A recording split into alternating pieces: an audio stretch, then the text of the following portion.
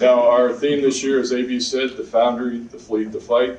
It mirrors Admiral Darrell Caudle's vision provided to the United States Navy and our constituents on day one of his tenure as the 34th Chief of Naval Operations.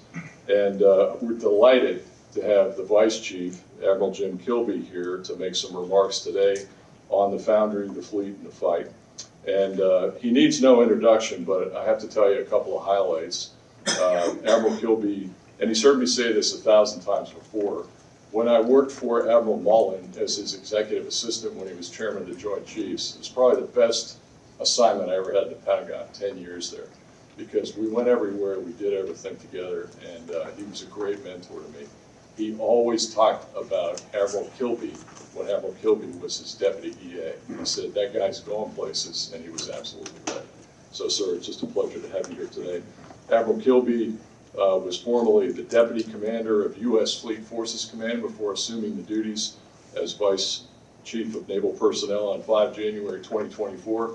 He's a native of Pound Ridge, New York, a 1986 graduate of the United States Naval Academy, youngster compared to me. He's commanded at unit and strike group levels and is the recipient, and this is really special, the recipient of the Vice Admiral James B. Stockdale Award. Now, you've heard of that award, but you may not know that you are elected to that award by your peers, by your fellow commanding officers. You know, one of the finest leaders on the waterfront. So that is significant. And congratulations, sir. Ladies and gentlemen, we're going to have a keynote address by Admiral Jim Kilby, and then we'll have some questions, sir.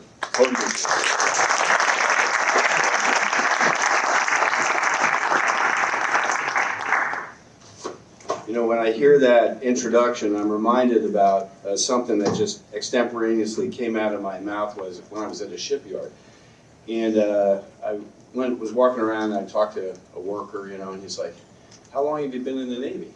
And I said, you know, almost 38 years. And I said, I'm thinking about making it a career. He just lost it, and that's true. So thanks for that introduction, sir. It is a pleasure to be here with you today to set off this series of discussions. I can't think of a more pertinent time to have this group of folks here working through the commission and everything else that's coming downrange. So I'm looking forward to it. And thank you, sir, and the Center for Maritime Strategies for bringing legislators, academia, industry, press, uniformed folks into the same room to have this conversation. It's a little distracting for me to look out there and see so many mentors, Admiral Hunt, Admiral Hart in the back, friends, George, so many folks here from my life. So I hope to stimulate you. We'll go through a couple comments and we'll have a back and forth here and hopefully set the day off right. So I'll do my best to represent the VCNO's vision as indicated by Admiral Fogo. I've worked for him for quite some time here, so this is in concert with what he thinks and what he's been doing for a long, long, long time. And the Foundry, the Fleet, and the Fight, the groups of three are easy to wrap your gourd around, but there's a lot of depth to each of those areas, and we'll get into some of those areas. I was fortunate to travel early this week to Newport and then to Newport News, Norfolk Naval Shipyard, and talk to a bunch of sailors on ships. And whether they're in the Senior Enlisted Academy or they're at the deck plates of the Eisenhower or the John Warner, to kind of tease out these elements, and it resonates with them. Okay, I'm going to just talk about three seminal panels that are coming up here, which I think are important, and the people who make them up. So panel number one, we heard a little bit about that, but it's the Foundry. And the panelists in there are Vice Admiral Tom Moore, now with HII, Mr. Mike Coulter with Hanwha. I think he gave a shout out from the back. George Mutafis, who I met earlier. George, raise your hand. Perfect. And Mr. Peter Dombrowski is the moderator for that. So the Foundry, in that classic sense, is the shipyard. But in Admiral Caudle's view, it's anything that produces an output that's needed by the sailor. So a schoolhouse could be a foundry. So I'd ask you to expand your thinking about the Foundry a little bit. Panel two, the Fleet, which is Admiral Derek Trink. He's the Director of Surface Warfare. Neil Hogg, he's the deputy for N8 at Vice Admiral Skillman, which is, for those of you that don't know that, Deputy Chief of Naval Operations for Integration, Capability, and Resources. Dr. Eric Sand, and moderated by Doyle Hodges. So that's the second element of this. And finally, the third is the fight. And we have a great set of panelists here. Vice Admiral Bill Mers, former 7th Fleet Commander and N357 at the Pentagon, now with Ocean Engineering Corporation. Someone I work very closely with in the back, Rear Admiral Cujo Kijek. He is in charge of an outfit called the Office of Warfighting Assessment. We're going to talk about that in a lot of ways. I hope to tease about how we learn and keep learning and do assessments of things to not regress. Captain Steve Aldridge, he's most recently the EA for the chairman. He's a slow nuke. He has experience with the Joint Staff and NSC. And Alex Trimpe, who works in OPNEV N207. That panel is going to be coordinated and moderated by Gordon Jakewith, who used to work on CAPE and I have a deep relationship with, now works for CNA. So all of those elements represent a critical part of the vision, and I think it's a great foundation. So broad panelists, diverse audience, I think we'll get at the things we need to get at here. So first things first for Admiral Caudle is sailors first. Sailors first. We should all write that down. If you were to draw a triangle with the Foundry, the fleet, and the fight, sailors would be in the middle of that triangle. You should always think about it in that regard if you want to be aligned with how he thinks about things. He says without a well-trained, well-supported Navy, any of the hardware we buy is useless. So I would ask you to think about that. To bring a point to that, he is super focused on quality of service. And that means if you know Admiral Caudle, when he starts to get his dander up a little bit, he'll make an equation in front of him. So the equation for quality of service is quality of life plus quality of work. Quality of life are things that allow you to live your life, which includes things with the Navy. So easy access to the internet to go update your records. Quality of work is facilitation of getting tools to the worker to do the work, to the sailor in this case. So he looks at that very seriously. I think that element was crystallized in his brain when we at Fleet Forces looked into 2 series of suicides, which were most unfortunate, 4 on the George Washington and 4 at the Mid-Atlantic Regional Maintenance Facility. And when we found that, when we peeled that back in Newport News, we found a horrible system that we had created over decades, which put a burden on commanding officers like Hollywood Galt, who was in command of the George Washington when this happened. And so Admiral Caudle set to go reassess that and have an impact. And because of that tragedy, we are going to fix Newport News. That includes parking for sailors that are not negotiated with every single avail. A 1,500-bed facility for sailors to live outside the base, with a gym, with medical facilities so they can get to and from work without having to do cheetah flips, drive to Norfolk so they can drive back to Newport News. Ridiculous. So that's an exemplar of his passion to get after quality of service. Let me just skip to it. And so I think his view is if we treat our sailors like elite athletes, like a sports team, we will gain their commitment to the service. They will stay and be better served for us, which we have to work on the retention piece as well as the recruitment piece, which we're getting after. So the readiness of the Navy starts with the readiness of our sailors. We have to kind of continue on this path. And when budgets get tight, things start to move around in the Pentagon. So I am absolutely sure that Admiral Caudle is going to stay laser focused on this to make sure we don't reset and regress. Okay, on to the Foundry. If you know him, if you know his bio, I don't know that we've ever had a CNO that's been as steeped in force generation as Admiral Caudle.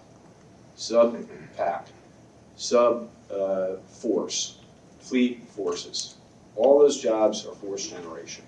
So years and years and years of observing and thinking about the machine and working on it is what forms his opinion of the Foundry. And again, don't attribute, I'm speaking from my experience with Admiral Caudle.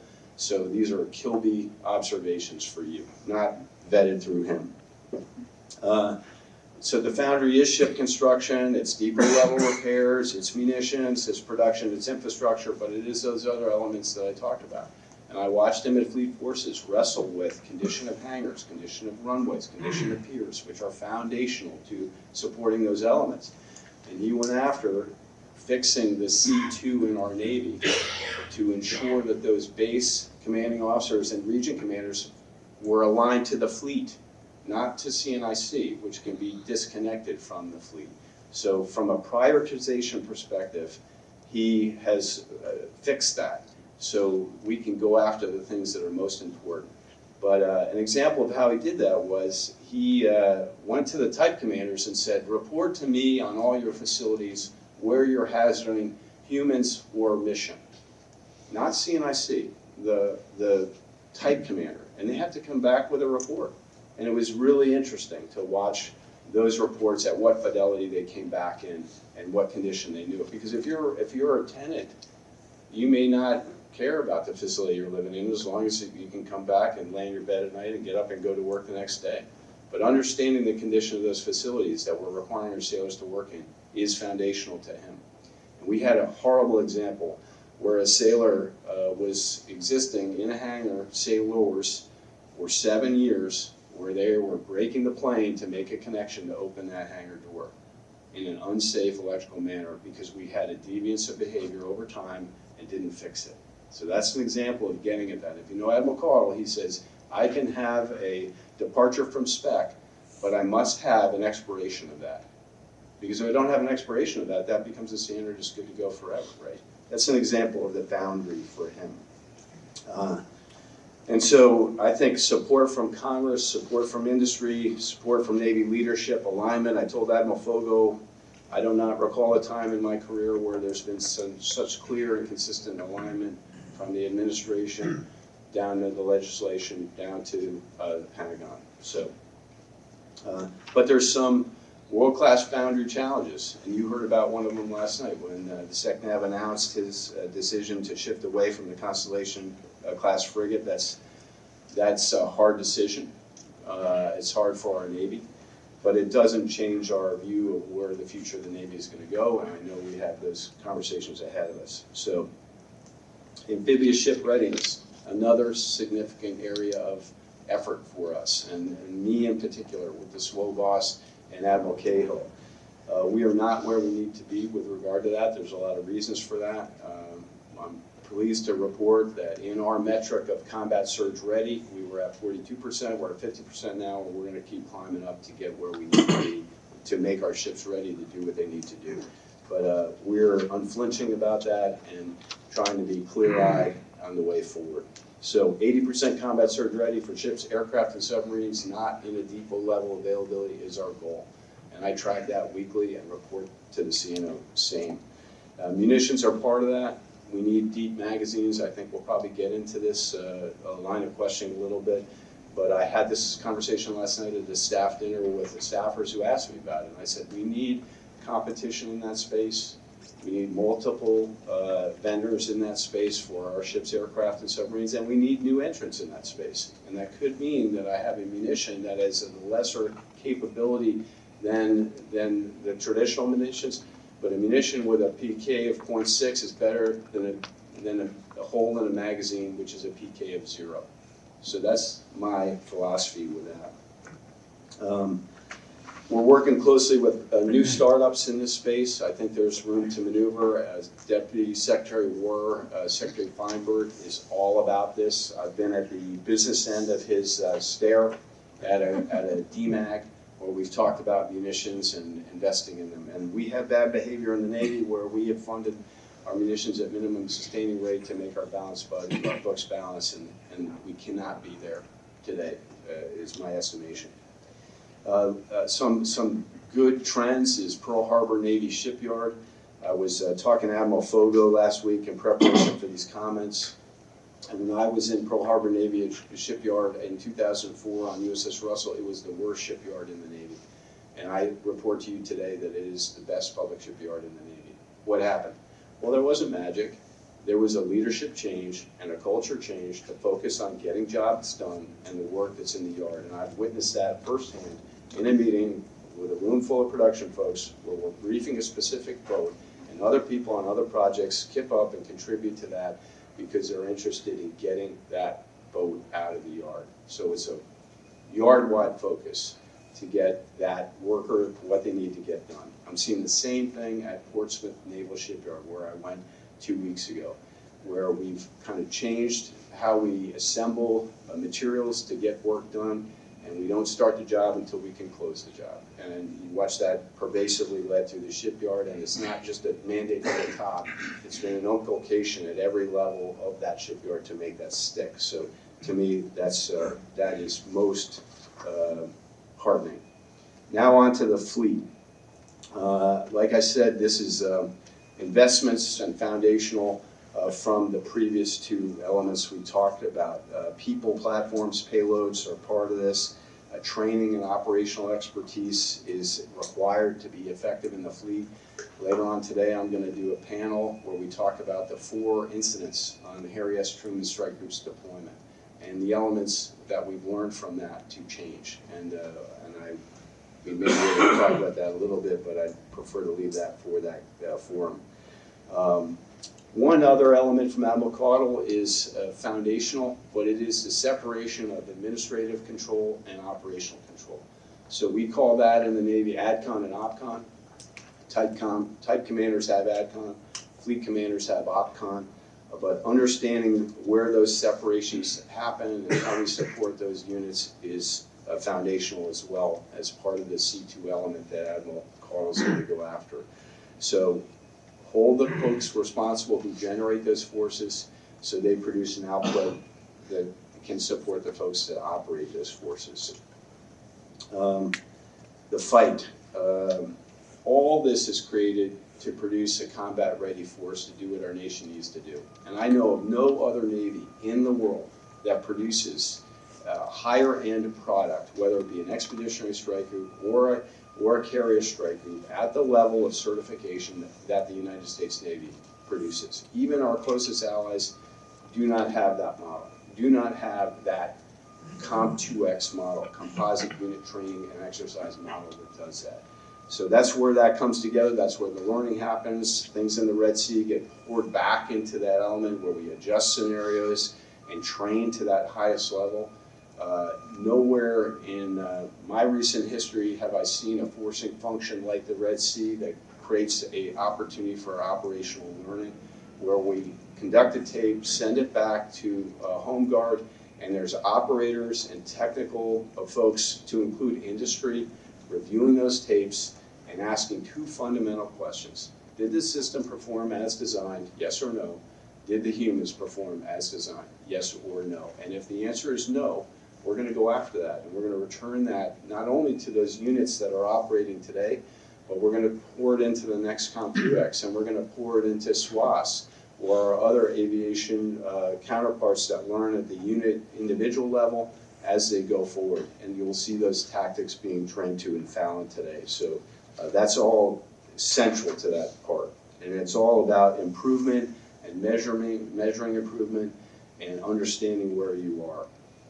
So what do I see in the future? I see a balanced fleet. I'm aligned completely to the article that the MOC put out last night as a result of the SECNAV speech. It is large surface combatants, small surface combatants, amphibious ships, carriers, attack submarines, SSGNs, SSBNs, and new elements like the medium amphibious warship, as well as unmanned systems too. It's not a 1 or a 0, it's not an either or, it's an and. That's what we need to create our Navy. And because of our challenges in building, we need to have a thing that the VCNO refers to as a hedge strategy. So I was talking to SWAS, and a young officer asked me about the hybrid fleet. I'm like, scratch that word out, insert the word hedge, you'll be square with the CNO. So hedge strategy, he applies his thinking to not just robotic autonomous systems, but he talks about it in Keynote 3, where a hedge is anything that's different from my standard model to have an impact. So you could even say our SSBNs are a hedge force, because they're not aligned to the traditional force model, force generation model we have, but they have an impact. So you should think about it more expansively than maybe we've talked about it in the press from a hybrid fleet perspective. So our general purpose forces can't do it all. We can't match China's build rate, but we can pivot our force and are working with the War College to go produce elements that we understand that better. We did that last year at a Futures game, and KT Thomas, who is now our Fleet Forces Commander, was instrumental in upsetting that design from the N7 shop to enter a new thought process to be more effective in the Pacific. So I give you that as an example of a hedge force. Admiral Carl uses these terms purposefully to try to educate the OpNav staff and the Navy around him so we can all kind of get aligned and behind it. But it's all about innovation. It's about risk. If you know him, he talks about risk transference. Risk doesn't go away. It gets transferred to someone else, and understanding where the risk ends up is an important part of our thinking, especially at Echelon. And then resilience, my ability to continue to fight here. So some examples of things where this hedge force can provide us opportunity, in my mind, is the counter C5 ISRT necessity that now exists in the Pacific. So understanding what all those elements are and how we're going to apply a force in a manner differently to have a different outcome. Offensive fires, how we close and provide fly-to points for those weapons that now see the sensor from their originating platform. That's an example of a hedge force in closing. Unmanned underwater vehicles. How do they add to the equation where I unburden my attack submarines so they can do other missions? Right? That's another example of a hedge strategy. One other lexicon that I think it's important for you to understand is when you hear committing to the curve. So the idea here is you make a commitment as an organization to go fix something that cannot be fixed in a single fit-up. That could be 3 fit-ups, it could be 2 fit-ups, but there's a curve.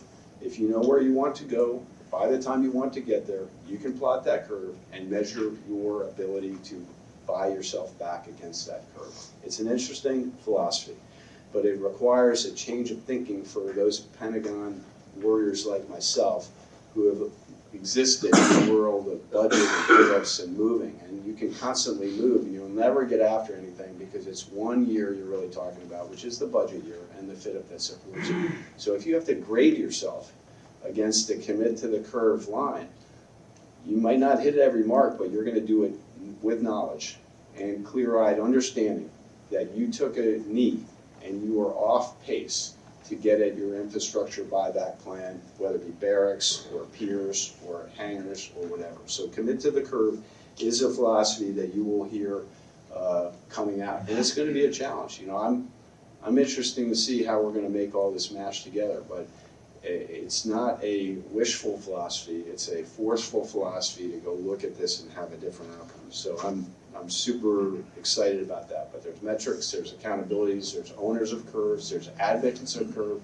So it's not just the best arbiter anymore. Someone's got to measure up and say, we didn't hit our mark here.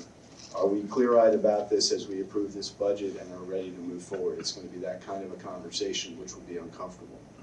So to wrap things up, you know, sailors first, Foundry, fleet, fight is an important way to look at this. I test people when I go to Newport, like, hey, senior enlisted academy class, tell me what the 3 tenets are of the VCNO, and can you explain that? Sometimes I get good answers, sometimes I get bad, and I'm sure the world will get out, so people get squared away here.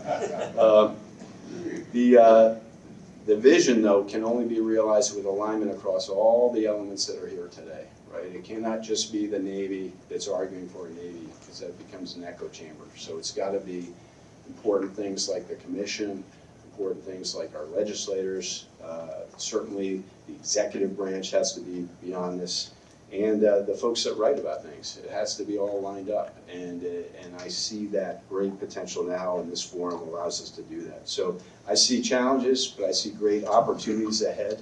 Hopefully you got a sense of that listening to the SecNav last night. And I'm confident with your support that we will continue to make the Navy our nation needs. We need a bigger Navy. Period. Mic drop. We need a bigger Navy. And just to kind of highlight that point, when Ensign Kilby entered the Navy, we had approximately 580 ships. Today we have 287 ships.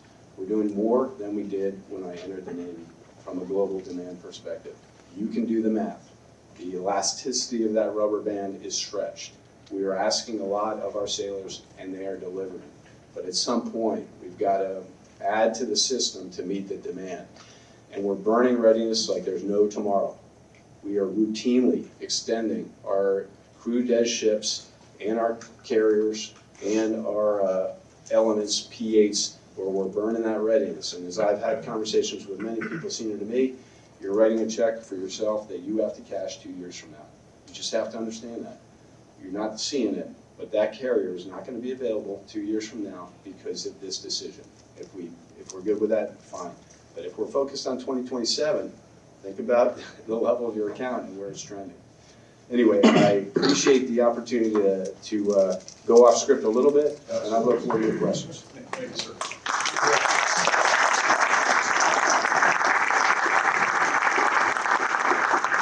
Okay, ladies and gents, the Vice Chief has graciously agreed to take some questions. The way we're going to work this today is I've got a few questions as a moderator we'll start out with. We'll go slow to fast, and then I have this great piece of technology here, and you should have on your chairs a QR code.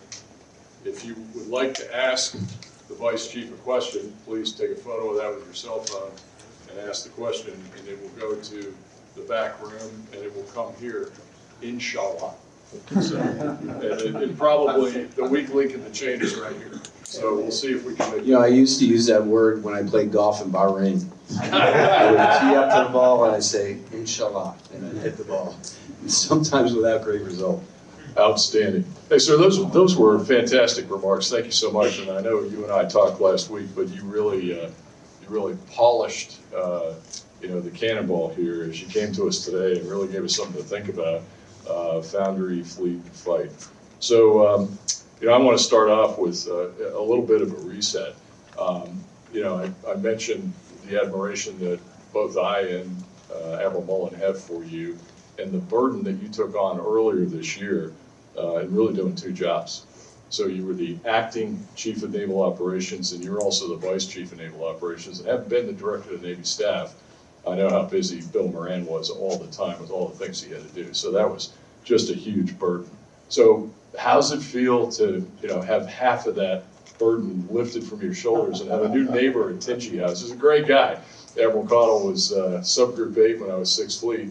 And you always say you never want to work for somebody who had your job. He did that job 10 times better than I did. And he's wicked smart, PhD, cyber studies, 3 masters, 3 command tours. These 2 guys got fired. And he's just super smart. So it kind of lifted that burden. You're back to doing Vice Chief stuff. How's it feel? You feel freer? Well, I'd like to say I do, but I don't, because there's plenty of pressure and work happening in the Pentagon every day. I do think we owe it to the Navy to have a fully manned bench, for sure. And it's great to have him there, and it's great to have a relationship with him and know how he thinks. That helps me kind of connect the staff to him, and we move forward. So I'm excited about it, and I think we've got a lot of work to do. He's certainly got a lot of energy. He is not burdened by years and years and years on the Pentagon staff, so he's challenging us to go in ways that we haven't, which I think is healthy. And I tell people resistance is futile. So if you're going to fight the man, we're going to spend a lot of time rolling around the street together and not get anywhere. So let's try this. And one of his philosophies is, if this is a reversible decision, there's no risk here. Let's go do it and try it. If it doesn't work, we can come back and do it again. So he has no fear about that. In fact, there was a subject yesterday I brought up with him. I said, hey, I want to go faster here. And he goes, oh, yes, go do that. So I think it's great. But there is a lot of work to do. And I was not doing either job well, because there's just too much to do. And there are things as the Vice Chief that I'm responsible for, which I had to kind of turn over to folks. And I took my hands off the wheel, so I'm really glad to have a system, a fully manned bench and we can go do what the Navy needs us to do. You're doing a fantastic job. So you talked about the future fleet, and I know you've already shedded some light on this and referred to the hedge strategy. And Admiral Cottle, I think it was just yesterday, popped into my box. First of all, some of you, the silver-haired devils in the crowd, like John Esposito there, remember Z-grams from Admiral Zumwalt. You know, we kind of grew up reading about those in Naval Academy. And Admiral Cottle has come up with this kind of innovative CNO note, C-note. So C-note number 3 talked about a hedge strategy and keeping what we got, you know, carriers, DDGs, amphibs, cruisers, but augmenting them with asymmetric weapon systems like the unmanned. And we've seen this in Ukraine. Just last week, the Shadow Fleet, 2 vessels were almost sunk by unmanned drones from the Ukrainians. They've really written the book on this. I've heard Bob Work talk about this. And, you know, if you go that route with a hedge strategy, are you worried about protecting the hedge forward, or is that disposable income? And you and I had mentioned this last week. It's kind of like Chairman Myers, when I was in the Pentagon, he used to talk about transformation as wing walking in the flying circus. And he was an aviator, so I was intrigued by this. He said, you know, don't let go of that strut that you have a firm grip on, you know, before you reach out and get a firm grip on the next strut, because you're not carrying a parachute. You're just going to fly up the wing. So what do you say to that, sir? Well, I like the Tarzan analogy, where I'm not going to let go of this vine until I'm pretty sure I can grab the next vine, which is the same concept. The interesting thing about hedge forces are you don't have to treat them like our general purpose traditional forces. So if I buy an unmanned thing that exceeds its lifespan, hopefully it is as enough little value that I'm willing to let it go and move on to something else. If I clutch it forever and hold on to it, I lose my value. Similarly, if I apply the same readiness force generation model to a hedge force, now I'm not freeing myself up to do things differently either. So I challenge folks on that we shouldn't be wedded to these things to the point where we can't get rid of them and move on. At the same token, I don't want to be so enamored by technology that I don't actually produce something, because I'm keeping on leaping to the next thing, the next thing, the next thing. For example, the Navy has this small unmanned surface vessel called a GARC. And it could be that that's hard in some situations because of its legs to close the kill chain and do what I want it to do. I'm not ready to flush them all down the toilet and move on, because there are many places in the world where they could perform a mission. So that's an example of us wrestling with that and not being stuck on it, right? Where I don't want someone to say, you know, we're going to move on to this other thing, this other surface vessel, and now I've got hundreds of them with nothing to do. So before I just walk away from them, I want to make sure there isn't some other place in the world where I can take the burden off a general purpose force and align it to that. So to me, that's the example of this.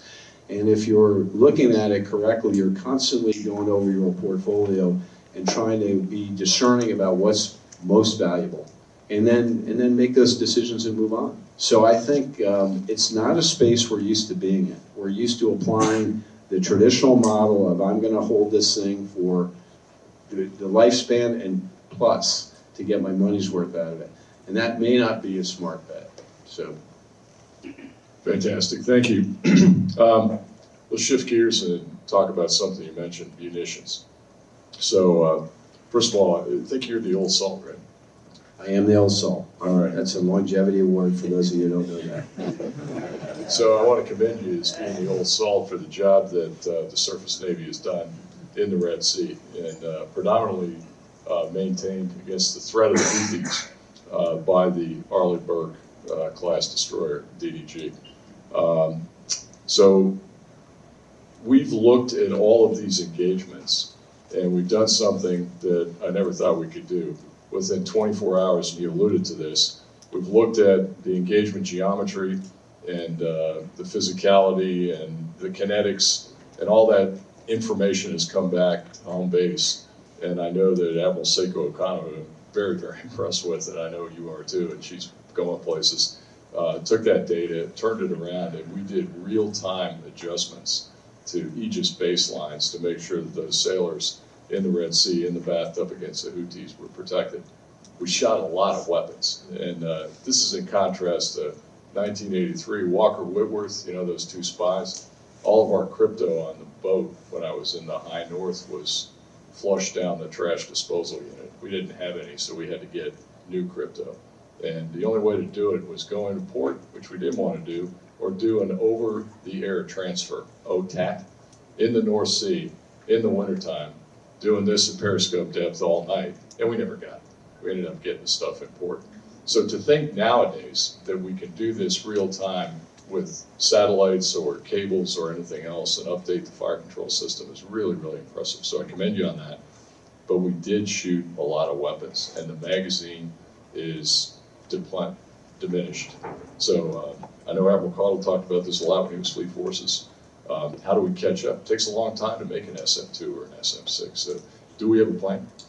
Well, first of all, I want to give a phone a friend and a shout out to an industry partner who made that happen. That's Lockheed Martin. So we could not have done that without Lockheed Martin pitching in at risk without a guarantee of, and I'm not trying to pander to them, but I do want to highlight the connection to industry where, in this case, they were willing to come across the aisle without a guarantor to do that very thing. So I think that's an important lesson that I'd like to see reapplied to folks. I use the Sea Story all the time where I went up and watched a building commissioned by, and I forget his name right now because I'm having a balding moment, Admiral up in Seasets, and he said, hey, look in the front row, that's my industry partner. And he used to take risk when I was light, and I used to take risk when he was light. I think a return to that would be most welcome from my perspective, and you can call me naive if, and perhaps I am. But there was a time where that happened, and I just saw it happen again, so it can happen. So on to the munitions piece. One, there is a facilitization part, I would say, we don't call it the WIB, but an investment in our weapons manufacturing to catch up there. Those investments take a while. You have to get the money, you have to apply the money. In the meantime, Secretary Feinberg is pressurizing our industry partners to increase their production, increase the shift of work, increase the facilitization, modernize in some cases to produce weapons faster. So I see that happening. And I alluded to the pressure I felt in a DMAG where I held the line for another priority and got phone calls increasingly till 2200 at night after I left work about how we were going to align as a Department of Defense at the time, now War, on this prioritization scheme. So he is all behind that and focused on that. So we have to deliver now, and I think we're going to continue to see that pressure. A rough magnitude, I think we need to increase our weapons, preferred munitions weapons by a factor of 2, at least, right? Because right now, many of the folks in the room who were in uniform on Boxall, Jesse Wilson, others in command and strike groups, remember hot racking munitions loads because we got ourselves in a bad place and we need to get ourselves out. So Kilby map, a 2-time increase would put us where we're okay. But we need to go beyond that because we, have lived in a world where we didn't think we were going to have the Red Sea. We didn't plan to shoot a bunch of munitions, and then that happened, and we're caught with our pants not in a great place. So I think that pressure will continue, but I do think the idea that we have a company called Castilian that says they can make munitions faster, let's go see that. And then don't forget about the integration that has to happen to either that avionics system or that weapon system on that ship to make that munition useful, even if it doesn't have the PK of the other missile, because the weapon system has to recognize that, select that, and apply it to that force. But certainly we were upside down, and I've oftentimes said in public as the N9, I feel like I was driving to the perfect solution, and all the subsets of that were lesser included offenses. So I use the example of directed energy. I need 500 kilowatts to 1 megawatt to shoot down an anti-ship cruise missile, depending on what it is. And until I got to that level, I wasn't willing to make a bet to go there. That's short-sighted. It burned us. We didn't have a directed energy weapon in the Red Sea that could have alleviated the load and not depleted those magazines. But when I get asked in Congress, don't you feel awful about that, Kilby? Yeah, I do, but I don't feel awful about saving 350 humans that were on a destroyer. So in balance, we've got to learn a lesson here, and we've got the ability to recover from it if we can stay the course and align to those investments. So I do think we're on that path now, and we just got to stay steady on it. And it's most helpful to have the guy who approves the budget for the Department of War completely in that camp. Fantastic. Yeah, I think it was a great answer, and I'm all in for 2 times. So there's a homework assignment there for you, John. Okay, shifting gears, we're going to talk about something called large-scale exercise. It's kind of a plain title. Has anybody in here heard about it? Okay, a few hands in the room. So I was part of large-scale exercise 2023 as a senior mentor, actually role-played as Secretary of War and Chairman of the Joint Chiefs. Pretty cool. Vice Chief was the Deputy Commander of Fleet Forces in 23. And large-scale exercise is something called LVC, live, virtual, or constructive training.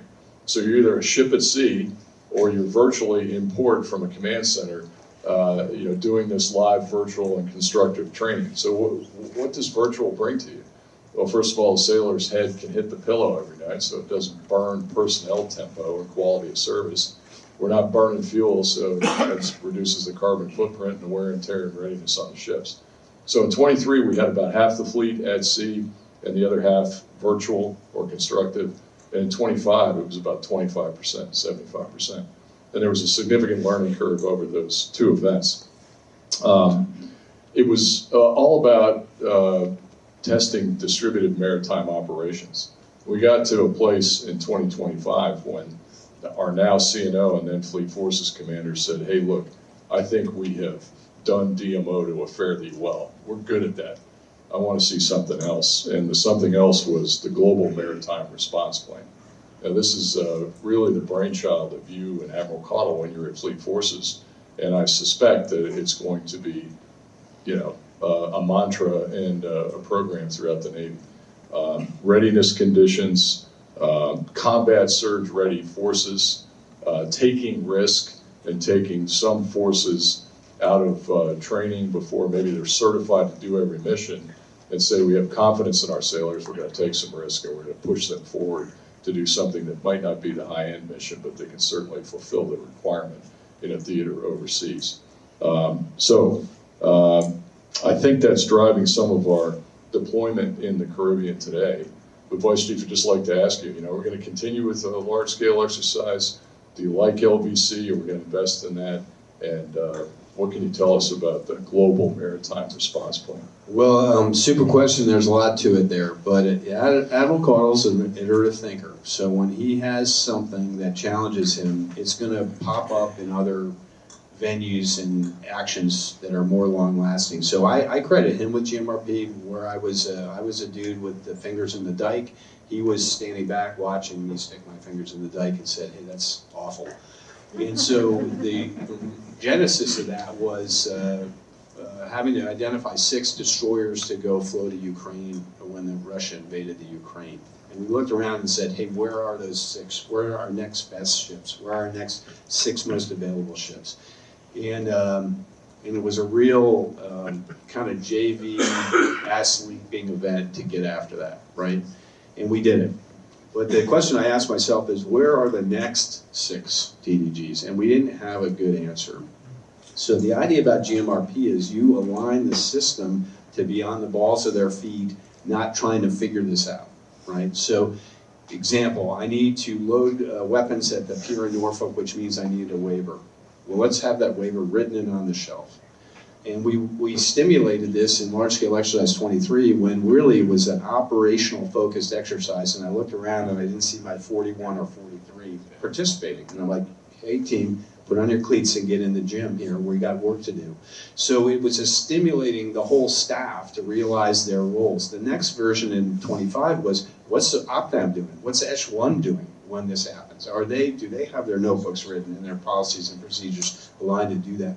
So GMRP is an alignment of the system to be poised and ready to respond if needed. And it means you're thinking about that. Does anyone smell smoke here? It was over here. So the idea is that the system is aligned and ready to respond. You can't, well, that's an S2 and below exercise. That doesn't wash here. So I've seen that evolution get better and better. You saw me really make a personally embarrassing announcement about a conclusion I had about a system which wasn't accurate in fleet forces and own it publicly. So that's the learning that has to happen for us to grow. So yes, I hope we do it. I would tell you, not all the fleet commanders are enamored by that because not invented here still exists in the Navy. But the purpose of this large-scale exercise is to stimulate the fact that we are a global Navy and we will have a global opportunity to act in that manner. So if there is this nation's surface action group out of that area of operations, the impact I have on that could have the effect on this other AOR. So synchronizing those actions across those fleet commanders and staffs is important, which was the original idea behind large-scale exercise. So I think it will continue to morph. I do think from an LVC perspective, and I've said this in many forums, we have to continue to invest in that. You see little baby steps moving forward when our aircraft carriers are destroying with simulators, or aircraft carriers are deploying with simulators, which allow those air wings to practice in a manner where you don't have to worry about your tactics being divulged from a reveal-conceal perspective. So to me, that's all part of that. And I want my system to be current and proficient. One of the things we found with an incident on the Harriet Truman Striker was that system was split apart when that Striker was split apart when they initially deployed, and then they were mashed back together to go to the Red Sea. So there's an opportunity then to reset as a strike group, which is currency, proficiency, red crown procedures, all the things you need to do to operate at that level, which we get very trained up to do.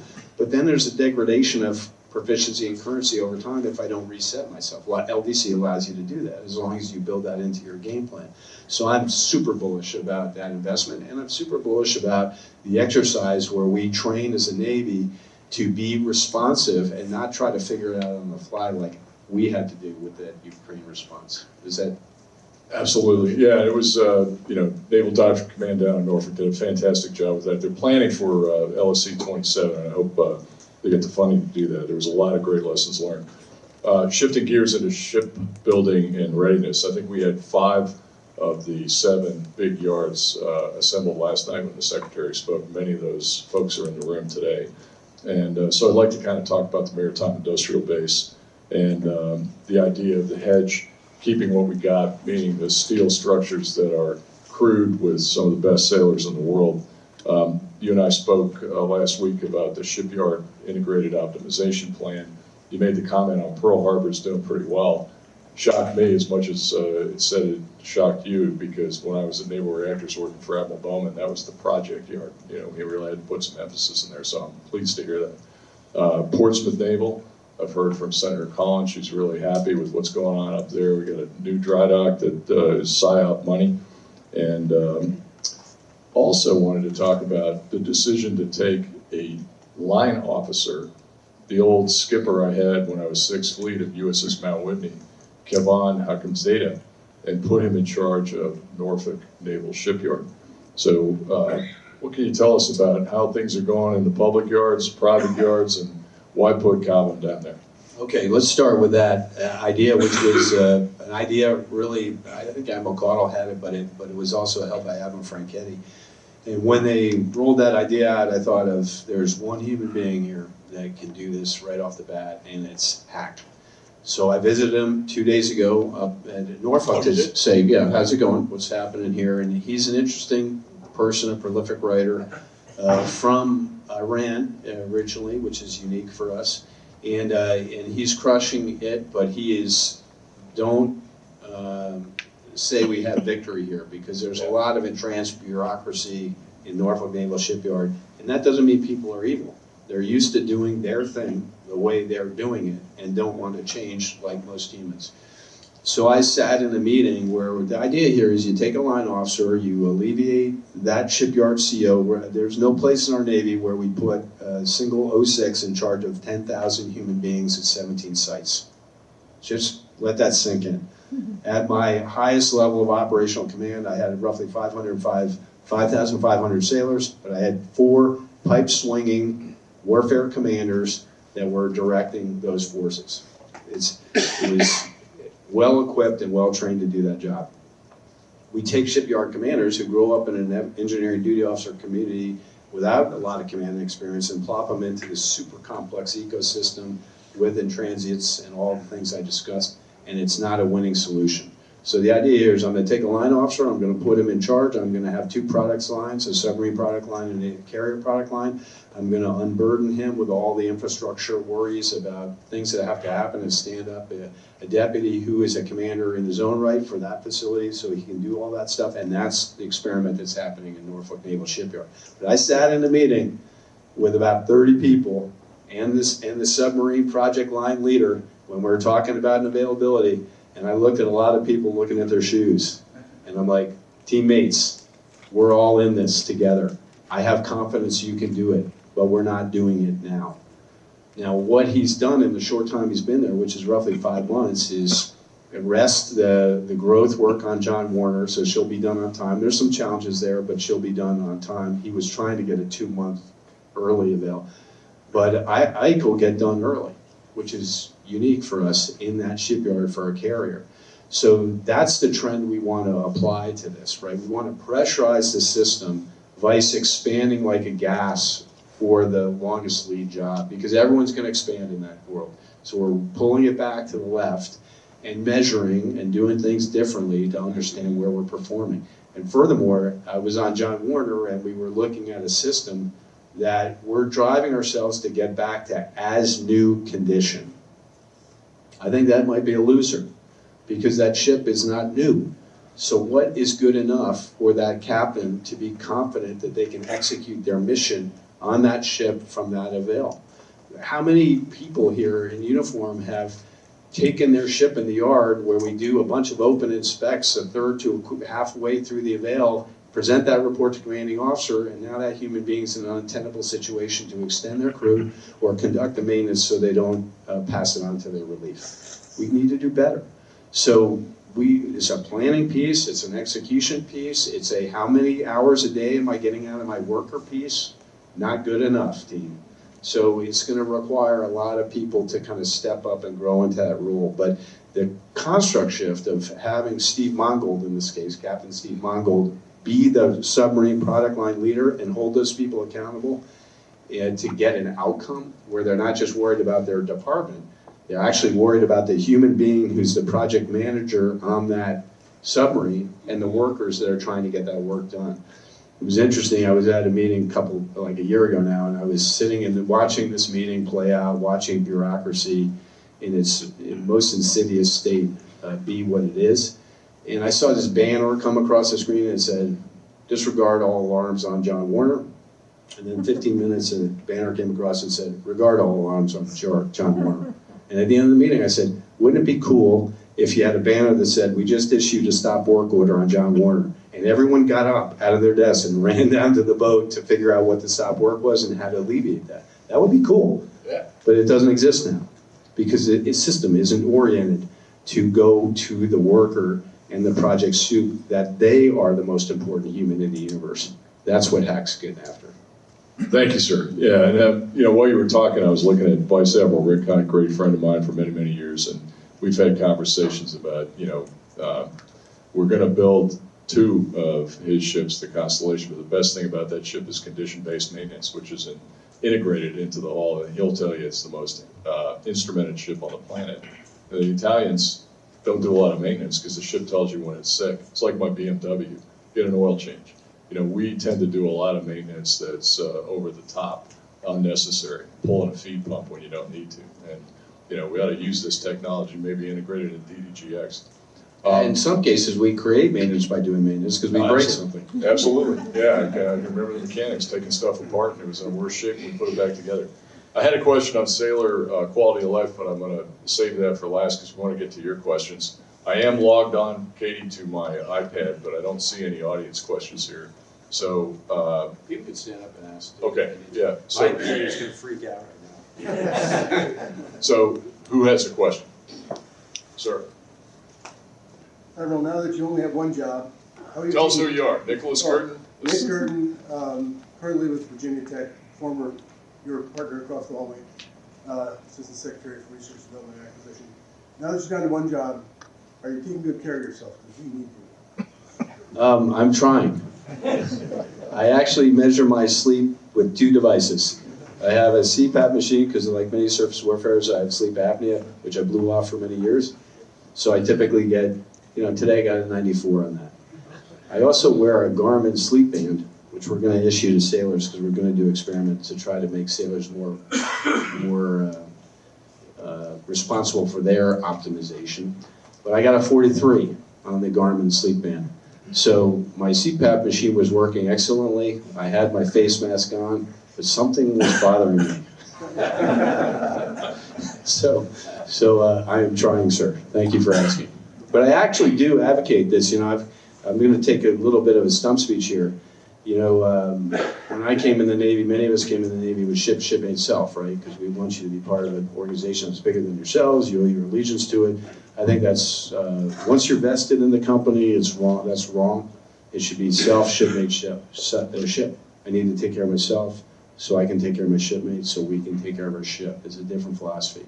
And we're doing a pilot on 2 destroyers in San Diego where we're issuing devices and measuring sleep, fitness, nutrition, all those things. And my bet is once those sailors see that, people are competitive, they want to beat each other, and we're going to see a change in that, and hopefully those sailors will be like, I can control some of this, and then I'll keep paying for their app so they take care of themselves. All right, technology's working here. These are some great questions from the audience. With respect to the Davidson window, we're 392 days away from 1 January 2027. Are we, as a nation and a Navy, moving at the appropriate pace to ensure the fleet is ready? So my answer is no. That's a Jim Kilby answer. I don't want you to attribute that to VCNO Caudle or the Secretary of War, but I say no. And the reason that the Navy picked 2027 is we wanted to stimulate the herd here and wake us up to realize this is a thing. I hope to keep this a little bit Chatham House rules, realizing there is press here, but not every service adopted that Claxton call, interestingly enough. Now, to me, it is still a useful vehicle, but it's increasingly less useful because it's so close I can't use a justification for that because it actually works against me. If someone says, hey, this thing you're procuring doesn't deliver by 2027, why should we buy it? So to me, it's not the sail off the edge of the earth picture on the Kansas Point of No Return album. It's the what's the next thing, and what's the next thing, and what's the next thing. So I want to get ready for 2027, and then I want to be more ready for 2028, and then I want to be more ready for 2029. So I've got to view it in that view. So there's certainly all hands on deck effort for 2027 now, and we owe that to, in my case, Admiral Kaler. What can I deliver to you by 2027? And it may not be the full capability you want to operate this unit within this weapons engagement zone for this amount of time, but I can operate this system in that environment for this amount of time. So plan accordingly because that's what you're going to get. And in the meantime, I'm going to work to achieve your full measure requirement. So the Davidson window is useful to wake up a sleeping machine.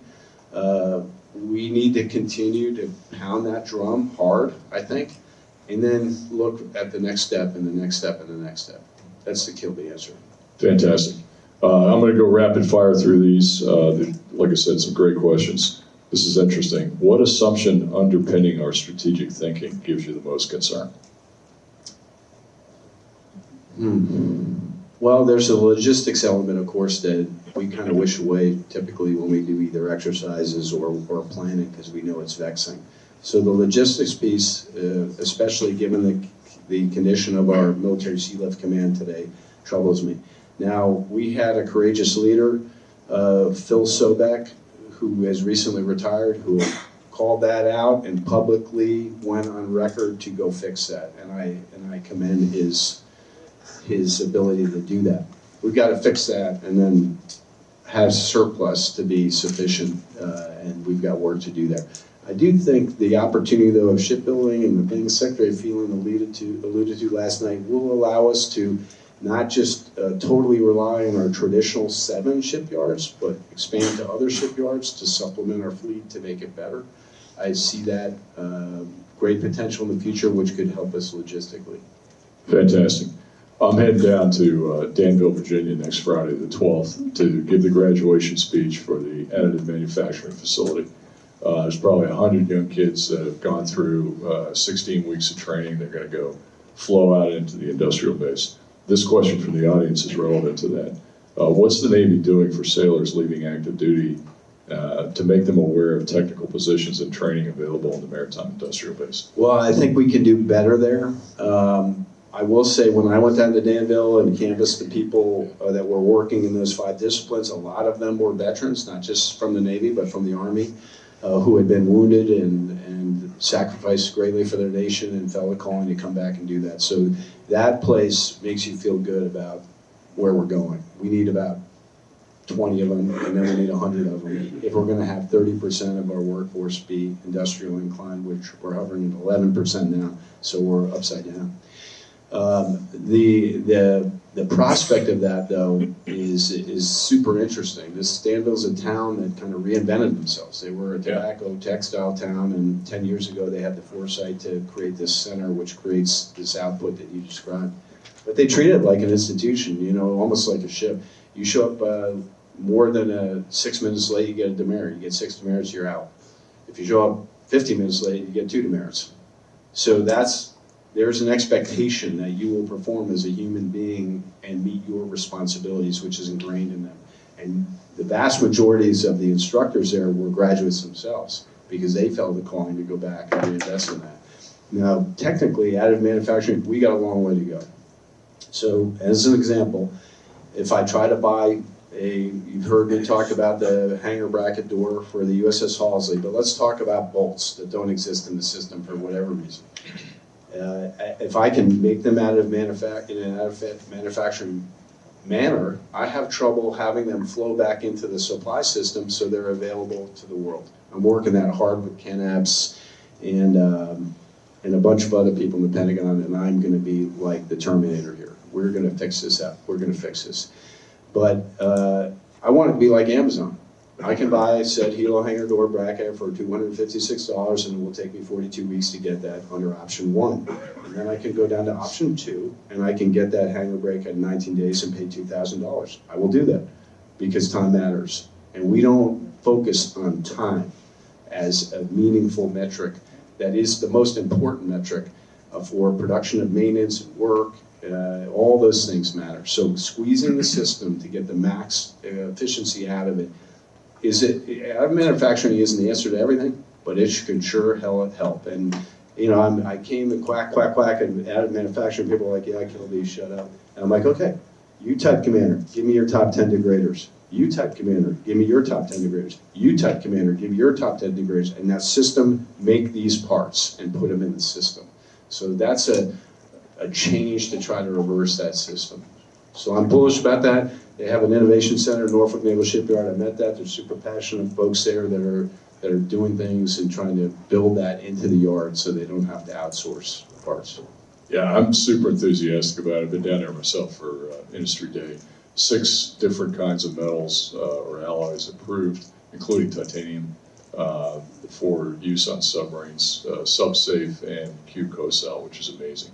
And Admiral Goucher came up with the brilliant idea of creating an additive manufacturing squadron commander, Jason Deichler, who was former Subron 6. He's just doing a terrific job down there. Okay, shifting gears, sir, you were in Norfolk for a couple of years. There's a lot of NATO down there. This question from the audience is, what challenges do you see in maintaining interoperability with our allies, and what kinds of industrial and tech cooperation could we develop with our allies and partners? I'm probably a little light on the industrial piece. Of course, AUKUS is an example of that, and and we've got to kind of close on that. Recently completed a review, Secretary of War, that's going to go back. We'll work our way through that. I'm an AUKUS fan. Have to do it for any number of reasons, not only to have a base that's accessible for our submarines in the Western Australia, but to have more of a connection with an industry or with a nation that is going to become a nuclear power with submarines. And that is a huge lift for Australia. The estimate is 1 out of every 6 human beings in Australia will have to have some connection to the system to make it work. That is a commitment, and we have to help them do it, in Kilby's opinion. I do think we can't demand that our allies gravitate to our standard. And my experience comes with working with the UK and their carrier strike program, which I did as a deputy commander of Fleet Forces. But what I did say to them is, hey, you may not have our scale, you may not have our exact model, but there's this thing called LVC that you can invest in. And I was a real wanker about it at many meetings because people are like, yeah, we want to buy stuff. That's not something you can justify for the MOD and others. And I said, yes, but it's super powerful. And if you want to be interchangeable with me, I have to have some measure of that interchangeability that is beyond passionate commitment. You know, what can you produce? How do I measure it? And how do I know you're at that level of proficiency? LVC allows you to do that. So to me, that is a technology that we can share. And I said, I don't care if you buy my box, but your box needs to talk to my box. That's how this has to work. So I'm going to put that burden back on you. I will open up my doors. I will bring you down to tactical land. We will show you everything we're going to do. And that's a challenge for them because when they hear about the investment, they get queasy fast because it's not an inconsequential investment. But let's start, and it will make us better together. So I think there's a human aspect of this beyond the industrial base that we need to continue to pressurize. Fantastic. We're right on time. One last quick question. Somebody asked about the Davidson window on January 2027. In fact, the United States Navy is going kinetic and going to war on 13 December in Baltimore. What's the point spread for the game? I am really optimistic about this game. I have watched or listened to every Navy football game, and I was most heartened by Memphis. So that was a really great game, and I could not be more pleased with the midshipmen and the Naval Academy and their passion. That was a super play. So I'm really enthusiastic about it. I think we're going to crush Army. Outstanding. Ladies and gentlemen.